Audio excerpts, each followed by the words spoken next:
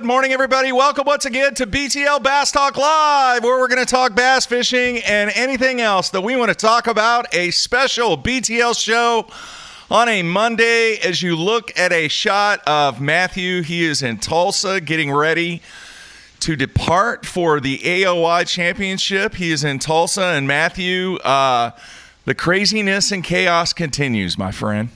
It is. It seems like every day now, Mark, something comes down the pipeline that changes things in professional bass fishing, which is crazy because for the past 10, 11 years I've been doing this, not much has changed, and now it's changing on a daily basis. Well, there was some information that was set out to the Elite Series field, and this information, I got to tell you, we talked about it on our last show. We don't know exactly what Major League Fishing is going to offer their guys. The details have really not been distributed to the masses. But I did make the statement that whatever B.A.S.S comes out with or whatever MLF comes out with or whoever, it doesn't matter. I think we're going to get into okay, well, you did this, now we're going to do that. And then when that one does that, then this one is going to do this. So a big key to this whole thing is the fact that you do have a reactive situation that is really developed. And what I've seen and what our sources have told us, Matthew, this thing that B.A.S.S is coming out with, it's pretty good. It's very impressive.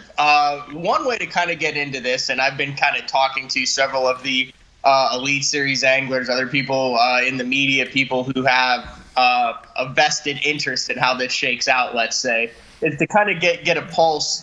Let me read the Instagram post that Chris Zaldane posted a day ago. And he said, "Today is a big day." You have to read into this a little bit, Mark, okay? Okay, all right. "Today is a big day. I'm shopping for a new vehicle. As much as I love the one I've got, there may be a better option out there. This new vehicle must be dependable, innovative, and forever lasting. I hope I find what I'm looking for today. If not, upgrades to my current vehicle don't look too bad." Yeah, I got a feeling he's not shopping for a new truck there, okay? He's not looking for a new set of wheels. So anyway, that's the vibe that I'm getting as a whole, Mark, is the guys liked what they saw through what B.A.S.S kind of counter offered with. And it's not really a counter offer because I don't think we really know. That's a fair point. With what B.A.S.S rolled out. Yeah, it's what they rolled out because they knew that this situation has developed, obviously, with what took place last week. So I'm sure discussion in the conference room and what they have decided to roll out is just like you said. It's very impressive. And now you have decisions that have to be made. I know I was in a text conversation with somebody I'm not going to mention, but I made the comment, okay, wait a minute. Is this a business decision now or is this a fishing decision now? And the text came back immediately. This is a business decision. All right. It's not really about the fishing now. And I agree with them 100%. Even before all this stuff came out, I think it really should have been a business decision. But now with what B.A.S.S is throwing out there, it truly becomes not just a decision for 2019, but it becomes a decision from 2019 and beyond. Absolutely. And what B.A.S.S is trying to do, if this packet that was sent to the Elite Series anglers, they're calling it the next generation of B.A.S.S tournament. And they take some shots in it, Mark. I mean, there's some stuff in there, you look at it, says it's the only major trail you have to qualify to compete on. Yeah. I mean, there's a couple different things, obviously referring to no one's exactly sure what the qualifying selection is for MLF outside of the 24 anglers who are in the MLF when it started 7-8 years ago. So is it safe to say that this Elite Series championship that you're heading out for today is probably going to be one of the most bizarre events that you've ever covered, simply because of everything that's taken place behind the scenes. Absolutely. It's going to be weird. And, we had Dave Mercer, Elite Series MC, who's done a great job since the 2011 season on last week on BTL. Actually, right before this announcement dropped, once again, had him booked before we knew any of this was going to go down and when it was going to go down. And, I talked to him, and he's taking the approach of, man, I have a job to do, and I'm going to go there and do it and highlight these angles to the best. But even he's like, this is a weird situation to kind of cover and kind of be in from all different angles of it. I mean, you're going to have someone who wins the Angler of the Year and then leaves for this new Major League Fishing trail the next season. Are you going to have guys who are qualifying to compete in their classic in the Classic, and like Edwin, that'll be their last event? Are you going to have anglers who don't qualify for the Classic now, and maybe this is their last event, but then they still have to come back in October and compete in the bracket, so maybe it's not their last event? There's a whole bunch of different angles going on here. And then you're going to have a handful of guys who are not fishing the MLF Tour, who are going to be returning Elite Series pros next year. And, man, they're in a really good spot now, Mark. Yes, they are. Absolutely. And we know that the meetings with certain anglers are taking place with MLF. Obviously, we don't know where or when, but we do know, based upon the information that has been public information, that these meetings are going to take place over the next 7 to 10 days. And now I'm sure there's going to be a discussion factor on what B.A.S.S is throwing out there for a lot of the guys. And once again, Matthew, it's going to be interesting to see how it plays out for the guys that did get an invite, but let's say may not have been those top 25 guys, and now it truly does. Like I mentioned earlier, this is a business decision. Now, some of the highlights of the B.A.S.S deal that really stuck out to me is they're saying that regardless of the field size, they are contributing $1 million more, and between $1 million and $4 million to the payouts now. And it says they're kicking in at least another $1 million to reduce the amount of entry fees. Have you understood what they're saying here, Mark? What they're saying here is that if you're an Elite Series pro who's returning, you're going to get paid every single tournament regardless. The entry fees are still like 5,500 something per tournament. But everyone in the field, and they're shooting for an 80 angler field, gets paid $2,500 at least. And then on top of it, there's what they're calling like an early entry or something like that, gets another a $20,000 on top of that. They're actually making $500 when it's all said and done to fish on the Elite Series. Their entries are gone. Yeah. There's no entry fees, Mark. I mean, how big was that? How many times have you talked about the whole coming up with the money, the investment that costs, and it's actually pretty impressive. Yeah, I mean they are making a huge bold point in saying that any Elite Series angler that is requalified for the Elite Series who commits to fish the 2019 Elite Series, they're going to pay $20,000 of their entry fees. Yeah, and then they have a big bold thing. It says B.A.S.S is increasing its investment by 67%. So they're, like you said, they're increasing the higher payouts by $1 million, and then in the lower entry fees by $1 million. And then here's another kicker that I found interesting, Mark, was how many times have you stressed over the years that the Elite Series anglers should be the ones who benefit with the Classic qualifications? You had 108 guys, and 37, some of them are the ones who are making the Classic. There's a large percentage of that field who is not able to fish, A, for the $300,000, and B, for their sponsors, the exposure, what that means when you're a Classic qualifier. Now with an 80-boat field, they're guaranteeing 40 anglers are going to qualify for the Classic So half of the field. To put that into perspective, if you have, the 108 anglers, that's like saying that 53 anglers out of the Elite Series are going to qualify for the Bassmaster Classic. So that's a huge carrot. Now, I think we should point out, you just mentioned it, half the field, they are going to, at least right now, the plan is, based upon the info that we have, that the field size is going to be cut down to 80 anglers. Right. 80 anglers is what the field size is that they are basing everything off of. Could it be more? I don't know. But it seems like all the information that we've received is the field size is going to be based upon 80 anglers. And they're calling it the early entry bonus agreement, which is where you get the additional $20,000 off any elite angler who is requalified for the 2019 season. Put down a small non-refundable deposit. They will pay an additional $20,000. So it's actually, like I said, a $5,000 net income. Now, the payout's a little bit different.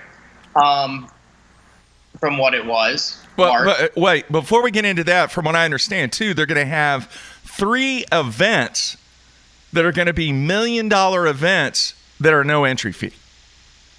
Yeah, they kind of already had that with the Toyota Texas Fest, or the TTBC. Toyota Texas Fest, the Bassmaster Classic. So they're going to have 3 of those, but they're also going to pay $125,000 for the winner and a classic berth from the TTBC.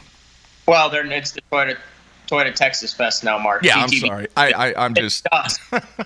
And that's something that stays. That was the only tournament that had a classic entry fee or a classic entry with it as well. Yeah, and then this year, did you see what caught my eye? Let's get into the nitty gritty now. Then, okay, is what they call it. That's what they call it, the nitty gritty, Mark. Yeah. Oh, it's gritty. It's very gritty. They should have called it grip because it has plenty of grip in it. Would you say that this is what they needed to have a fighting chance here, Mark?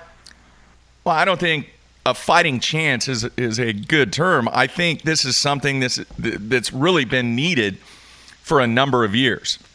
And it's fortunate and it's unfortunate at the same time that the situation had to be a reactive situation. I don't know, Matthew, and I don't know if we'll ever know if these things would have been in place if Major League Fishing never would have done what they have done. Would this scenario and would all of these upgrades to the Elite Series taken place if the guys that formed Major League Fishing and their new venture, if this would have even take place? Who knows? I mean, it may have been in the works, and maybe this was a master plan. We may or may not ever find out whether or not that was the scenario. But you know who's benefiting from this now? The anglers. All of the anglers. Yeah. All of the anglers, regardless of the decision that they make, are benefiting from this. Yeah. So why don't you throw out some numbers there that you have, and we can kind of get into the details. Yeah. It's going to be, they're saying at least, or it's going to be $100,000 for the winner. So that number doesn't change. And then they're saying at least $10,000 for the top 20, $7,500 for the top 40, and $2,500 for the full field. Yeah, that's, you go out and you struggle for 2 days of qualifying or whatever the format's going to be. And you're sitting in 78th place, you're still going to get at least $2,500. Right. So with the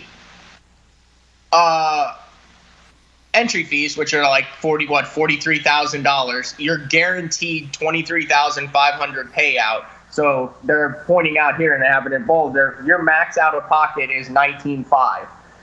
That's roughly 3.5 tournaments under what they fished in 2018, Mark. Right. So if you take advantage of the early entry fee and you throw that, even you're making money then. Yeah. So that is a first for the industry. It's crazy. They state that they are increasing their investment by 67%, and the total B.A.S.S contribution is going to be $5 million.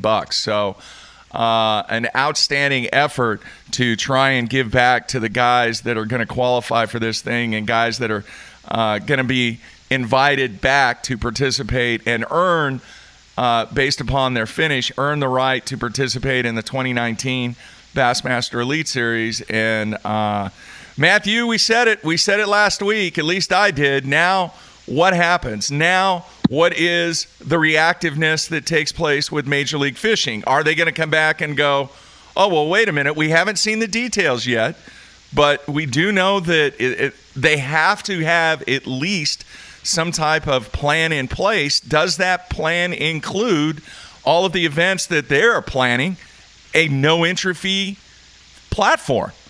Or are they going to have to react and put in place a platform that basically either beats or competes with what Bass is throwing out there? I don't know. We talked about this on the last show, though. MLF has some heavy hitters behind it. I think we totaled up two of them at, $13 billion mark? Yeah. So if they want to, the fact is, if they want to blow this away, they can. If they want to compete with it, they can, right? Yeah. And the anglers are going to benefit. You know who else benefits, though? This is key. Us, you guys, everybody, the fans, regardless, because Bass is stepping up big time, too, on live coverage, on their tournament coverage, on all that. They're going, we talked about MLF is rumored to have a camera in every boat during their championship rounds, Mark. Yeah, that's what Bass is talking about, too. Bass is going to have a camera in their boat for every. This is something I thought. They're going to be live every single day. It says there will be live streaming cameras in every boat on semifinal Saturday. Whatever the format is. I mean, we don't know what that is. What the format is, but a live streaming camo, we might see the butt cam back in action. Man, and folks, I've mentioned in prior shows, that is enormously expensive. I mean, yes, it has gotten cheaper, but the cost, the expense to be able to put those live streaming cameras and have that feature in every single boat on semifinal Saturday that is an enormous financial commitment to the guys, besides the millions that they're throwing in there for the prize fund, Matthew. And Bass also says that every angler will be live or on television at some point during the season. All 80. Wow. All right. Now, we've talked about this in last week's show, but now, does this kind of throw a wrench? We thought we may have surpassed that threshold where sponsors were like, okay, I think we might be closer to a decision here where we put our money. Are we going to continue with Bass? Are we going to continue with MLF? Are we going to continue to put forth the effort that we are showing our pro staffs on both sides? Now, from an exposure standpoint, you've got the exposure battle taking place on what the platforms are going to be to where the sponsors get to showcase their products and services. Does this put a kink in it once again where sponsors are in a quandary on where they put their money? I don't know. If you look at their impressions page, you would think every Elite Series is the FIFA World Cup final. Well, once again, Matthew, impressions are much different than actual engagements. The number that's really important to advertisers and to sponsors are, okay, how many units have been sold as a result of all these impressions. And I don't know if that's really a measurable device, but the amount of exposure that both of these entities are going to offer really creates, I think, a much more difficult situation. And obviously, like anything else, Matthew, I really, truly believe from a sponsorship standpoint, the exposure is going to be there on both. Bass has really stepped up. I think it might come down to simple economics. In other words, where is the better deal? From a financial perspective, where is the better deal? For the endemic sponsors, don't you think this looks, and non-endemic, but mainly endemic, think about how much time between all of the live streaming for MLF and then the live streaming for B.A.S.S and the TV shows and all this, there's a lot of opportunities now to have your product catching fish in crunch time. Oh, agreed. But at the same time, and we've talked about this before, now you are going to, I don't want to say showcase, but the visibility of failure is now going to be present too. I mean, think about this. In all previous platforms of showcasing performance, for the most part, it's been about what? It's been about success. In other words, success is really put at the forefront of the amount of coverage that takes place. Well, now, if you put these cameras in every single boat, not only are you going to see success, but you're also going to see failure. You're going to see these guys not do well if you put a camera in every single boat. So now you've got that factor into. But I think from a fan standpoint, and I still truly believe from a visibility standpoint, this is something that is going to change the way that business is done. In this industry, from a sponsorship standpoint, now you've got a platform that, yes, we've kind of dipped our toes in it, but now sponsors are going to be able to jump in the entire pool and take a couple laps. Think about if you're an incoming Elite Series rookie this year, Mark. Now, that's a good point, Matthew. And let me ask you this: when you bring that up, the credit or the $20,000 thing, that's not going to be able to be taken advantage of the new guys coming in, correct? The way that I understand it, it will not be. They will actually have, after they get their $2,500 back for all of the tournament, it's like around $20,000 to fish the whole season then. Yeah, but they're still going to have to come up with the like $43,000 in entry fees though. Correct. They're just back in chunks. Correct. All right. So it is going to make it a little easier from that financial pressure that exists in that rookie class for some of the guys. Obviously, some of the guys that have moved over from the FLW Tour or guys that have been seasoned vets, been around for a long time, fished opens forever, or whatever the case is, to where they do have a situation now that is not as stressful from a financial situation for the rookie class that comes out, to where, yes, maybe they have an opportunity to position themselves from a marketability standpoint maybe a little quicker, but at the same time, the burden of forking out $70,000 to $80,000 for the entire season now has been lifted a little bit. And I'll also be interested to see if they go down the open list to get to the 80 anglers, depending on how many leave for the MLF Bass Pro Tour. Or if, what they do in years past, I would assume they'll try to get that full field of 80 regardless of how low they have to go on the open list. Don't you think, Mark? Yeah, probably so. Now, one of the things from our sources that came to us, it's interesting. The theme is kind of more cameras, more hours, more days, more viewers. That last one, I want your opinion on this, Matthew. From a viewership standpoint, dude, I still think they are swimming around in the same swimming pool. I think the same people that have been swimming, the same people that have been enjoying the live coverage pool, they're going to be watching both.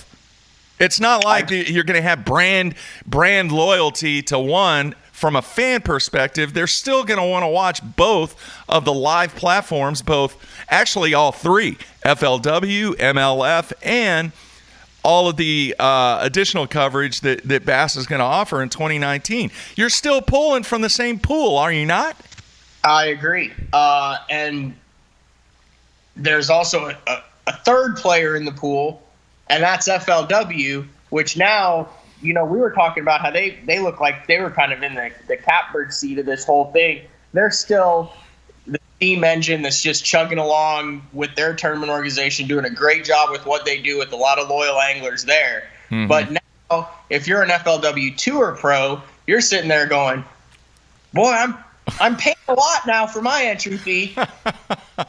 Yeah, that's a great point, Matthew. Now the game is somewhat changed for a lot of guys that might qualify for that, and now a decision a decision, a business decision, not a fishing decision, but a business decision needs to be made on what tour that they're going to fish in 2019.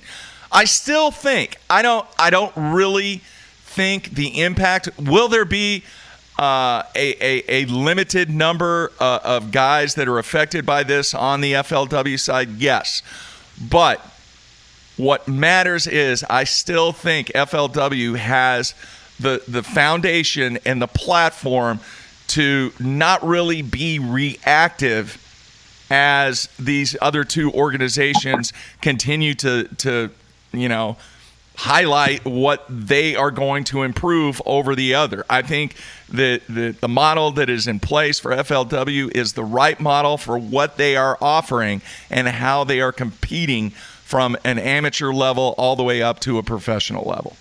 Right, and I think it's also important to point out that B.A.S.S is also highlighting the importance of the weigh-in. Yes. That those aren't going to go away. They talk about the numbers that are at the weigh-ins, how the fans want to be able to be there. Now, our sources have said MLF is also going to have meet and greet sessions, seminars, stuff like that going on during events too. But B.A.S.S has pointed out a lot about, they're saying 131,000 people come to these weigh-ins every single year to meet the guys and shake their hands and watch the fish get weighed in. Yeah, I mean, we're definitely going to have a ton to talk about over the next 2, 3, 4 weeks, even maybe more days than that. I just when I received word that this thing was going down, I was not shocked, but I was wowed, Matthew. As I looked at the information as the information was fed to me, I probably said wow 10 times. I've actually had that same conversation with a couple people that one of them just was kind of quiet on the other end. He goes, I'm not gonna lie, that's a pretty solid counterpunch right there. It was wow, really? And wow. Like I said, we're not seeing where we have just heard rumors of what MLF will come out with. So yeah, I'll be very interested to see when that is released. And also, there was a lot of more information that we could have gone over in this B.A.S.S document that was sent out to the anglers. I'm sure B.A.S.S is going to roll this out. Me and you were kind of talking before the show. Man, if I'm B.A.S.S and Dave was the one who brought this up, I'm sending it to every single person on Earth twice. Yeah, they want people talking about it. I want the particulars being talked about because it's kind of impressive. Yeah, just to kind of summarize real quick, I mean, basically the total entry fees for 2019 for 80 anglers, $43,000. This year it was just a little bit over $48,000. They are planning in 2019 a 272% return on the investment, a dramatic increase in payouts in excess of what the entry fees are.